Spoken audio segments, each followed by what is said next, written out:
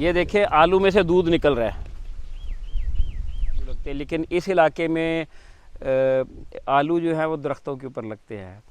और ये देखें ये कैसा आलू है, वाह। अस्सलाम वालेकुम वरहमतुल्लाहि वबरकातुहू। मैं डॉक्टर वसीम यहाँ पे सुबह बलूचिस्तान के बिल्कुल जनूबी इलाके विंदर में हूँ। विंदर ज़िला हब का एक शहर है और यहाँ पे एक ख़ास चीज़ आपको मैं दिखाना चाहता हूँ कि आप लोगों ने पंजाब में, खैबर पख्तूनख्वा में और जो मैदानी इलाके हैं वहाँ पे आलू उगते हुए देखे होंगे।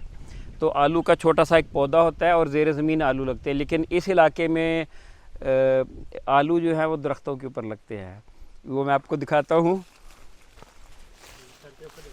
ये देखें, ये करीब से देखें,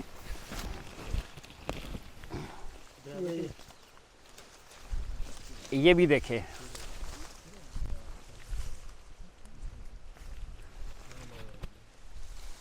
और ये देखें ये कैसा आलू है, वाह। ये तो साफ है, सही है ना? नहीं, कीड़ा है इसमें। ये देखें आलू में से दूध निकल रहा है।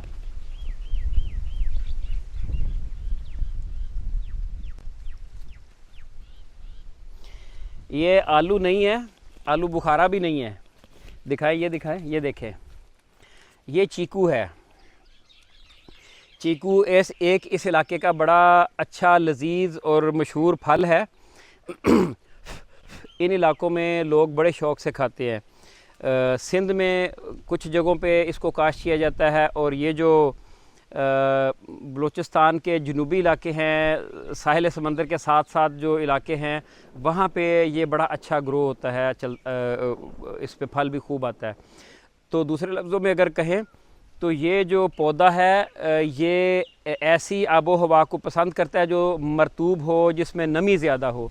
तो यहाँ करीब ही समंदर है और समंदर की वजह से यहाँ पे फ़िज़ा में ह्यूमिडिटी ज़्यादा होती है, नमी ज़्यादा होती है और ये इस तरह के इलाके में ये खूब फलता फूलता है। तो इसी वजह से ये हमारे पंजाब और खैबर पख्तूनख्वा और कश्मीर के जो जनूबी इलाके हैं उनमें हमें नज़र नहीं आता। यहाँ पे दूसरे इलाकों में इसको ले जाएं, उसको वहाँ पे लगाएं, इसकी वेजिटेटिव ग्रोथ तो हो जाएगी, यानी कि पौधा तो बन जाएगा, लेकिन उसके ऊपर फल नहीं लगेगा, इस क्वालिटी का फल नहीं लगेगा, थोड़ा लगेगा या छोटा छोटा होगा। तो ये मेरे साथ हैं मोहम्मद रफ़ीक साहब।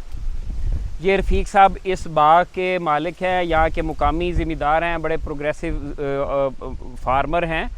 तो इनके जो रकबा है उसके ऊपर इस इलाके के जितने भी मशहूर फल हैं वो सारे इन्होंने लगाए हुए हैं। यहाँ पे हमें नारियल के दरख्त एक लंबी कतार में नज़र आ रहे हैं, यहाँ पे लीमू के दरख्त काफ़ी तादाद में नज़र आ रहे हैं, यहाँ पे कई एकड़ के ऊपर ये चीकू लगा हुआ है, ये दरख्त की चीकू के हैं। फिर यहाँ पे शरीफा एक फल होता है, वो उसके बहुत सारे दरख्त लगे हुए हैं। इमली आपने सुना होगा, इमली के बहुत सारे दरख्त लगे हुए हैं और इस तरह के बहुत सारे, अभी हम पीछे देख के एक ग्रिंडा, एक कैरिसा ओपेका, वो भी लगा हुआ है। बहुत सारे फलदार दरख्त, यानी कि इस इलाके के जितने भी मशहूर फल हैं जो इस इलाके में होते हैं वो सारे के सारे इन्होंने एक जगह पे जमा किए हुए। एक जगह से मुराद है इनकी कोई 100 एकड़ माशाल्लाह इससे ज़्यादा ज़मीन है, तो इसमें इन्होंने हर तरह का फल कोशिश की है कि यहाँ पे हो। तो ये जो चीकू है, ये मेरे साथ मैं तारफ़ करवा दूँ, ये उज़ैर साहब हैं, ये हमारे टीम मेंबर है। ये मोहम्मद रफ़ीक साहब यहाँ के ओनर हैं और ये अल्लाह दिता साहब हैं, हमारे पंजाब के अल्लाह दिता साहब, सिंध के अल्लाह डिवाया और सराइकी के अल्लाह डिवाया, सिंधी के अल्लाह डिनू और बलूचिस्तान के अलाना। यानी कि इन सब नामों का मतलब यही है कि अल्लाह का दिया हुआ, है ना? तो ये अल्लाह का दिया हुआ तोहफ़ा हमारे पास खड़ा है यहाँ पे। तो अल्लाह दिता साहब या अलाना साहब, ये चीकू इस इलाके में कब से है? कोई आपको है अंदाज़ा इसकी तारीख कब से है? ये तक्की सर हमारी पैदाश 1972 से, तो इसको मैं देख रहा हूँ। आप 1972 से, उससे पीछे आपको नहीं पता? पता नहीं। अच्छा, आपको कोई अंदाज़ा है ये कब से इन इलाकों में है दरख्त? यानी कि ये इसी इलाके का नेटिव है या बाहर से कहीं से लाया गया है? ये नहीं अंदाज़ा? ये बाहर से लाया गया। बाहर से लाया गया था। कोई अंदाज़ा कब, कहाँ से? उज़ैर आपको पता है? 1800। एक सेकंड, 1885 के बाद 1947 तक अंग्रेज़ दौर जो यहाँ था ब्रिटिश, तो वो सेंट्रल अमेरिका, मेक्सिको, वहाँ से इसको जो है वो इंडिया, फ़िलीपीन और पाकिस्तान यहाँ इन्होंने इंट्रोड्यूस करवाया है। अच्छा, ये उज़ैर ने सही बताया है, इनको इसके पूरे नंबर मिलेंगे। अच्छा, असल बात यही है कि आज से 200 साल पहले जब अंग्रेज़ पूरी दुनिया पे छा रहे थे, इलाके फ़तह होते चले जा रहे थे, उस वक्त इंडियन सब कॉन्टिनेंट के ऊपर भी उनकी हुक्मरानी हो गई, उस वक्त वो अमेरिका साइड पे भी उनकी हुकूमत बन चुकी थी और दुनिया में हर तरफ वो फैलते चले जा रहे थे। तो जो चीज़ उनको अमेरिका में अच्छी लगी वो वहाँ से लेके आए अपने पास, वहाँ पे इंग्लिस्तान में, वहाँ से इधर इंट्रोड्यूस करवाया, यहाँ की अच्छी चीज़ें सौगाते वहाँ लेके गए। यानी कि जहाँ जहाँ इनकी कॉलोनियाँ बनती गईं, इन्होंने मिक्स की चीज़ें, वहाँ की इधर, इधर की उधर, इस तरह करते चले गए। तो ये चीकू जो है वो अमेरिका से, आपने मेक्सिको बताया है, उन इलाकों से ला के उन्होंने अपने इंडियन सब कॉन्टिनेंट में ये इंट्रोड्यूस करवाया।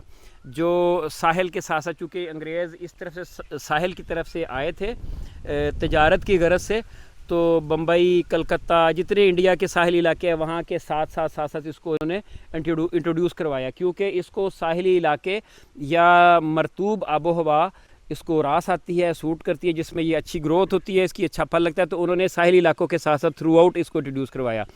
तो कराची में भी ये काश्त किया जाता है, कराची में मलीर और उसके दाएं बाएं बहुत सारी जगहों पे लगा, क्योंकि सारे ख़ित्ते में समुद्री हवाएं आती हैं और नमी का तनासब हवा में, फ़िज़ा में ज़्यादा होता है।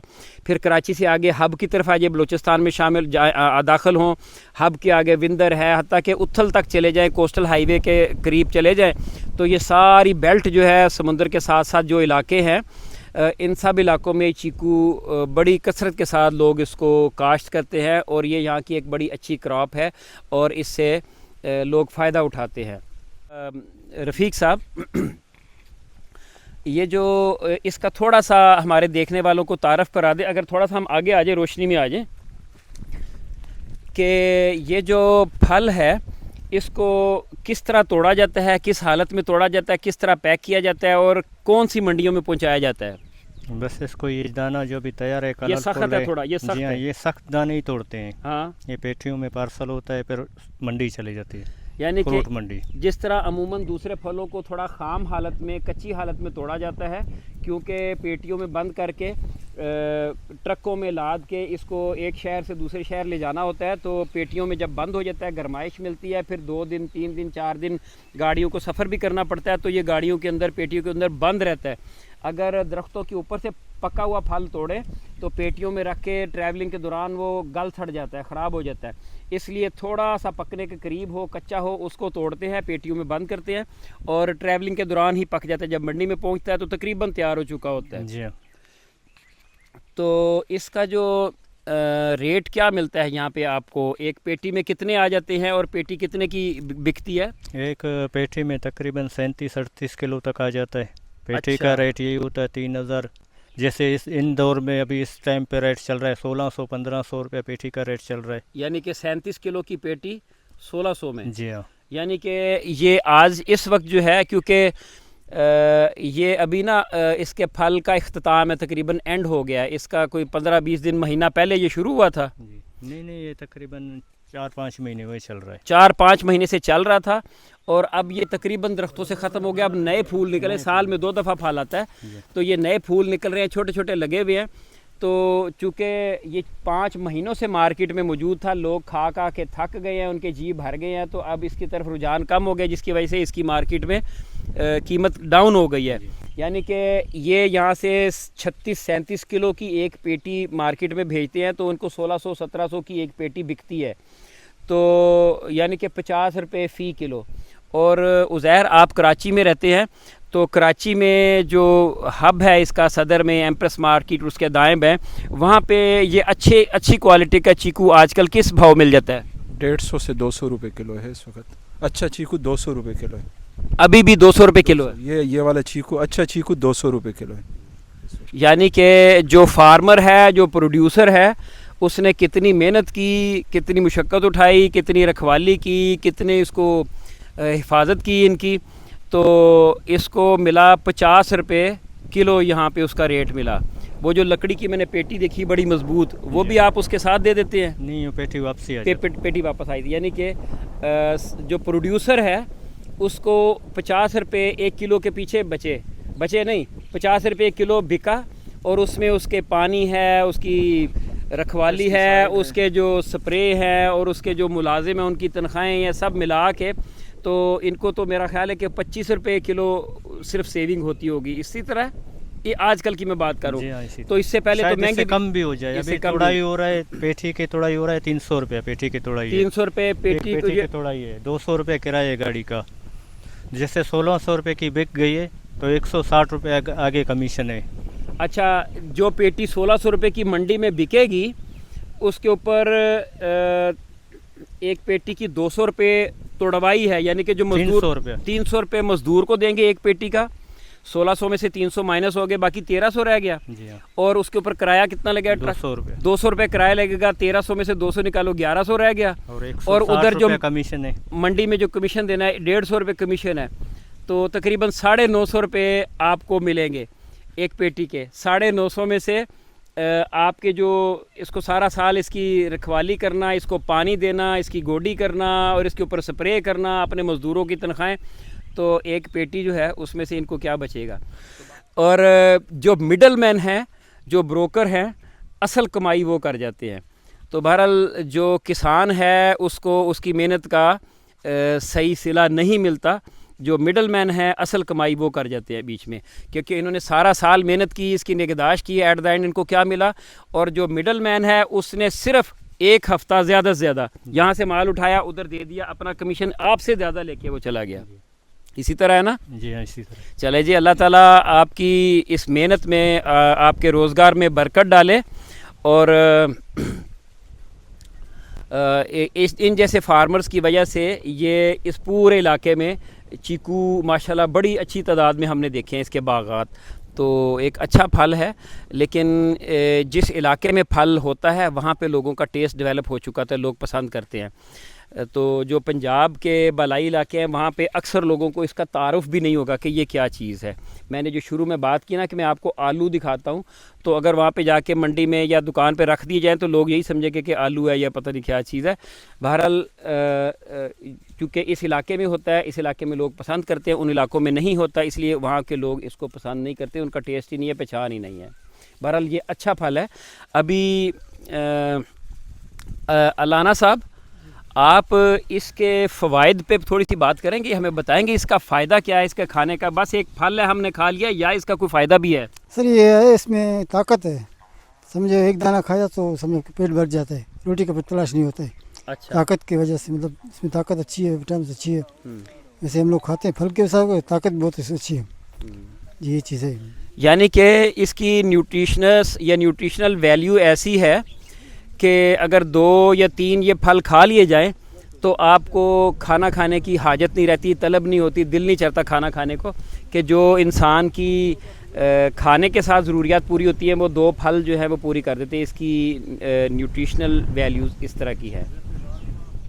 अच्छा, ये उज़ैर साहब जो हमारे साथी हैं, इनका माशाल्लाह बायोडाइवर्सिटी के ऊपर अच्छा नॉलेज है, और जहाँ पे ये फंस जाते हैं तो ये गूगल का सहारा लेके हमें भी उस मुश्किल से निकाल देते हैं।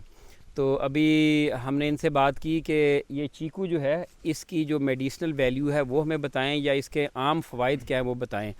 तो उज़ैर साहब, अगर कोई आपके इल्म में है इसकी बातें तो इसके फ़वाइद वो हमें बताइएगा। ये सबसे पहले तो डाइजेस्टिव सिस्टम जो है उसके लिए है, स्किन के लिए। डाइजेस्टिव सिस्टम के लिए क्या? डाइजेस्टिव सिस्टम, अगर आपको कब्ज़ है और ये आप खाते हैं तो उससे आपकी कब्ज़ जो है वो क्लियर हो जाती है, ठीक है, यानी कि मैदे को दुरुस्त रखता है। हाँ, और दूसरा ये है कि इसकी सबसे बड़ी अफादियत इम्यून सिस्टम को जो है वो बूस्ट करता है, स्किन के लिए भी बेहतर है, और कार्डियोवेस्कुलर। स्किन के लिए किस तरह बेहतर है? इसको पकड़ के स्किन के ऊपर रगड़े तो ऊपर नहीं, ये आप खाए तो इसमें जो इसके न्यूट्रिएंट्स है तो उसकी आपकी स्किन जो है वो स्मूथ हो जाती है और मॉइस्चर हो जाती है, ठीक है। तो अगर आपको मैं खिलाऊं तो आपकी स्किन अब किस तरह की है तो किस तरह की हो जाएगी? नहीं, ये इस तरह अभी खाने के साथ फ़ौरन तो नहीं होता, लेकिन एक उसकी प्रॉपर्टी है, एक मेडिसिनल उसकी एक वैल्यू है कि इस तरह होता है। इसके साथ कार्डियोवैस्कुलर में भी ये कह रहे हैं कि मतलब ये कार्डियोवैस्कुलर में क्या होता है? उसके लिए भी बेहतर है, एंटी इन्फ्लेमेटरी है। नहीं, कार्डियोवैस्कुलर हमारे देखने वालों को बताए, कार्डियोवैस्कुलर क्या होता है?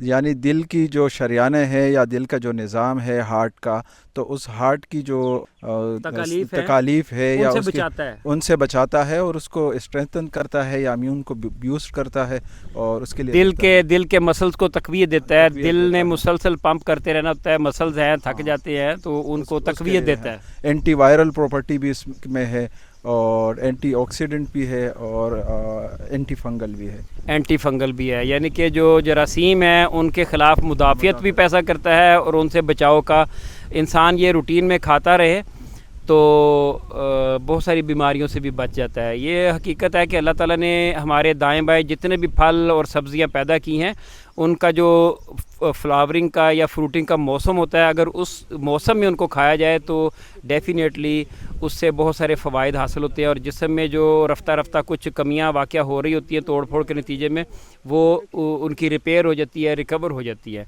तो हर मौसम का फल उसके मौसम में ही खाना चाहिए, उसको फ्रीज़ करके सीज़न के बाद खाना मुनासिब नहीं है, सीज़न में खा लेना चाहिए, फ़्रेश खाना चाहिए।